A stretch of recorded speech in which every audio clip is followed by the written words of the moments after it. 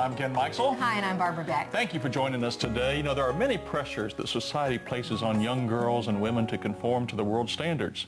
These standards include how a girl and a woman should dress, how to relate to the opposite sex, and how to view themselves. It is tough, Ken. It's tough in today's society, but God's standards are higher and better than those of the world. And our first guest today, Leslie Ludy, focuses her ministry on helping girls and women be set apart. Let's find out what she's talking about.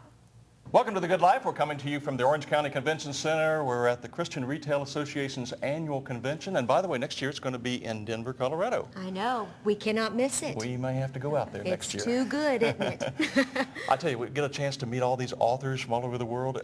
This has been an incredible day, hasn't it? You know, I think my life has been changed today so much. I mean, even our special guests we have on today, just the passion that they have for Christ, it's real. That's right. In it's fact, real. We just talked with her husband, Eric, yes, and Leslie is here with us and you're from Colorado also. Yes, we love Colorado. We always try to get everyone to move out there. It's great. It's a beautiful state, and welcome to Central Florida. Welcome to Orlando. Thanks. It's beautiful out here too. And you have so many passions. We're finding this out today. And, in fact, Carolyn, why don't you just talk with her about? Well, you know, I'd like for you just to share with us, you know, this set-apart femininity and your heart for women. Just share with us a little bit about this. Well, my story as a Christian young woman, grew up in a Christian home and knew Christ at a young age, but then when I became, 10, 11, 12 years old, the pressures of society started getting to me. And it's amazing how young these girls are feeling that pressure to make themselves appealing to the world and sensual and sexual. I remember a moment in fifth grade, standing by the water fountain where a group of guys surrounded myself and my friends and started comparing which of us were the most developed and making fun of those that weren't, and being told that I was ugly by my peers, at the age of 10 or 11 years old, and then going out into society and you get that message from magazines and from movies and these billboards of women who have been digitally altered to look like a goddess, and you're told the message is you're not going to ever be enough until you reach this standard. And so many girls, even though they might profess to know Christ, they're trying to find fulfillment anywhere but in a relationship with him, whether it's the way they look, wearing all the right clothes, being popular, having the attention of guys. And that was really my story as a young woman. I just went from one shallow, casual romance to the next and trying to find real fulfillment, tried to wear all the right clothes, make myself popular. By the time I was probably in middle school, it was normal for guys to touch and grab girls sexually in the halls and make sexual comments to us all the time. And we were kind of trained to encourage that and egg that on because it was like it elevated our status and it made us feel like we had worth and we had value, even though we were being treated as sex objects. It's just the way women are programmed to think from a very early age. So this book, Set Apart Femininity, really, it flowed out of that experience that I had and all the young women that I talk with and deal with around the country that can relate to that struggle of just wanting to find value and worth and looking to the world and looking to guys and looking to all these things and not understanding that Jesus Christ is the only one who can meet the deepest needs and longings of your heart. He doesn't just want to be the savior of your life that you kind of fit in when it's convenient. He wants to be the lover of your soul. He wants to be that knight in shining armor that sweeps you off your feet and carries you off into the sunset. And when you find fulfillment in him, you allow him to transform every area of your life, then you don't have to chase after the enticements of the world. You don't have to jump into one relationship after the next because you're fulfilled in him. So it's about living a life that looks different from the world around you because it's transformed by him. One of my favorite quotes is from Elizabeth Elliot, and she says, the preoccupations of young women are kind of the same from generation to generation. Their looks, their clothes, their social life, but in every generation there are a few who make other choices.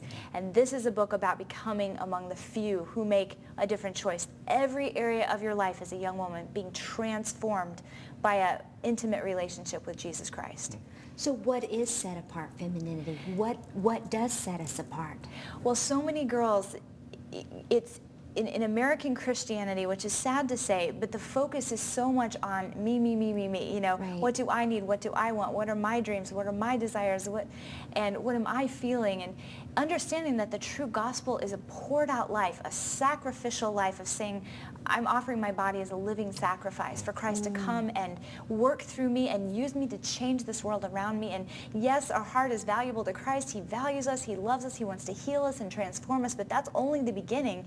After that, it's a life our life is not our own. We've been bought with a price. And so instead of living for selfishness, instead of living for pleasure, instead of, feeding your mind with all the messages of Hollywood and spending all your free time at the mall and downloading songs and text messaging your friends and chasing after one guy after the next, going after Christ with all of your heart, with radical abandon, and every aspect of your life being separate from the world, not going to live in a nunnery, being in the world but not of it, having your heart and your mind and your focus not in pop culture, not in the things that draw the hearts of other young women, but fully given and committed to Jesus Christ. Yes. But I feel so sorry for young girls these days because they are being bombarded with so much stuff from the outside.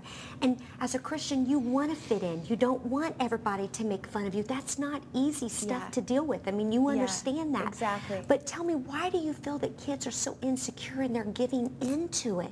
Well, it's really amazing. A recent study that Dove did, only 2% of women think of themselves as beautiful.